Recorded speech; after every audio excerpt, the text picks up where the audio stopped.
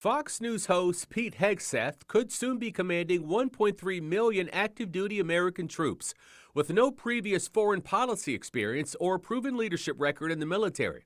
His nomination sparking concern in the nation's capital and here in Jacksonville among political experts. I see no evidence that this person has any relationships whatsoever with our overseas partners. I don't want to say it's head scratching because this is what Donald Trump does, but it is certainly a unique potential nomination for such an important cabinet position. UNF political science professor Dr. Michael Bender says Hegseth's lack of experience may be a sticking point for the U.S. Senate during the confirmation process. He says Hegseth will likely be scrutinized far more than an established politician like Senator Marco Rubio, who was picked for Secretary of State. So how does Hegseth compare to the current Defense Secretary, Lloyd Austin? Austin served in the military for 41 years, including command at the Corps Division, Battalion, and Brigade levels. He was awarded for leading the Army's 3rd Infantry Division during the invasion of Iraq in 2003, and 7 years later was named Commanding General of the United States Forces in Iraq.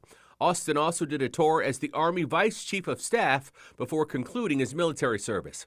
Hegseth was commissioned as an infantry captain in the Army National Guard after graduating from Princeton in 2003, serving overseas in Afghanistan, Iraq, and Guantanamo Bay.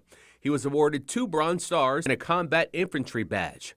Bender says appointees with no experience in leadership roles face the challenge of not being set up for success. The one thing to keep in mind is when you start picking candidates, potential secretaries, cabinet members that need these Senate appointments and these confirmations, they haven't necessarily been through the political spotlight, and you don't know what's in the closets or behind closed doors that can come to light.